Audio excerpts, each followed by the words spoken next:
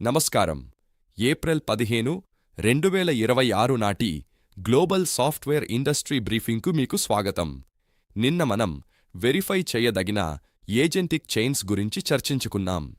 నేడు పరిశ్రమ sovereign data search మరియు ఫెడరేటెడ్ ఏఐ మెష్ వైపు మళ్లింది. వివిధ దేశాలు తమ డేటా నివాస చట్టాలను కఠినతరం చేస్తున్నాయి.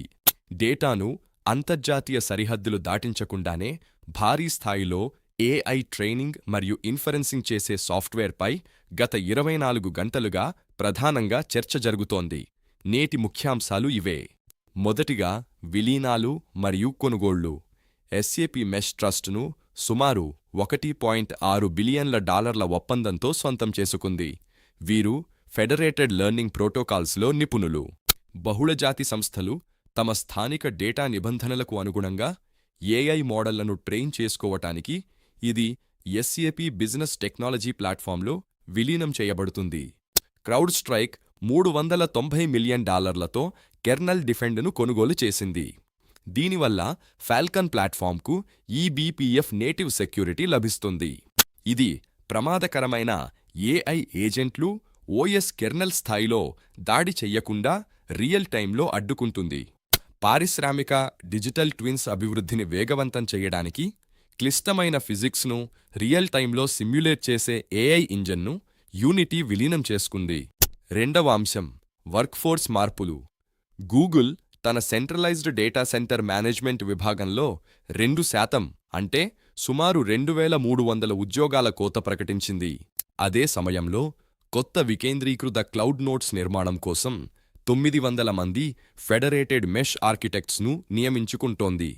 అడోబ్ కూడా పాత మార్కెటింగ్ సాఫ్ట్వేర్ ఇంజనీరింగ్ విభాగంలో 1.5% సిబ్బందిని తగ్గించింది. ప్రస్తుతం కంపెనీ కొత్త నిపుణుల వైపు మొగ్గు చూపుతోంది.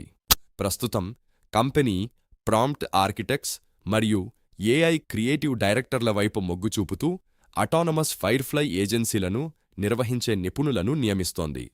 2026 గ్లోబల్ డేటా బార్డర్స్ యాక్ట్ నేపథ్యంలో డేటా రెసిడెన్సీ ఇంజనీర్ల కోసం డిమాండ్ ఈ వారం 75% పెరిగింది.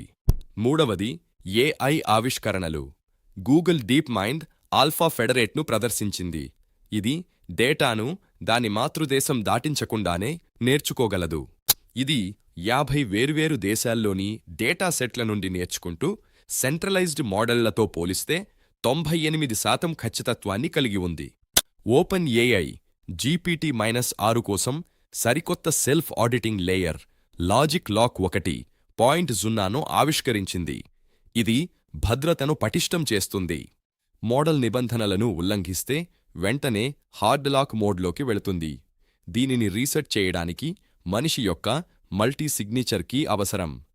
మెటా పైటార్చ్ మెష్ను విడుదల చేసింది. దీనివల్ల డెవలపర్లు వెబ్ అంతటా ఉన్న జీపీయూ రిసోర్సులను వాడుకుని భారీ మోడళ్లను సురక్షితంగా ట్రైన్ చేయవచ్చు. నాలుగవది కొత్త ఉత్పత్తుల లాంచ్. మైక్రోసాఫ్ట్ విండోస్ 12.4 సావరిన్ అప్డేట్లో లోకల్ ఓన్లీ మోడ్ను పరిచయం చేసింది. ఇకపై కోపైలట్ ప్రాసెసింగ్ అంతా డివైజ్లోని లోకల్ ఎన్పీయూలోనే జరుగుతుంది. దీనివల్ల సున్నితమైన సమాచారం క్లౌడ్కు వెళ్లదు. యాపిల్ స్విఫ్ట్ మెష్ ఎస్డీకేను లాంచ్ చేసింది. ఒకే గదిలో ఉన్న బహుళ ఐఫోన్లు తమ ప్రాసెసింగ్ పవర్ను పంచుకుని ఏఐ మోడళ్లను రన్ చేయగలవు. డాకర్ రెసిడెంట్ కంటైనర్ సర్వీస్ను తెచ్చింది. ఇవి అనుమతి లేని ప్రాంతాలకు తరలిస్తే స్వయంగా ధ్వంసమవుతాయి. ఐదవది వ్యూహాత్మక భాగస్వామ్యాలు.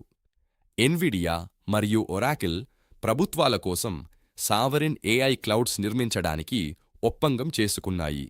స్నోఫ్లేక్ మరియు డేటాబ్రిక్స్ ఓపెన్ డేటా ప్యాక్ట్ చేసుకున్నాయి.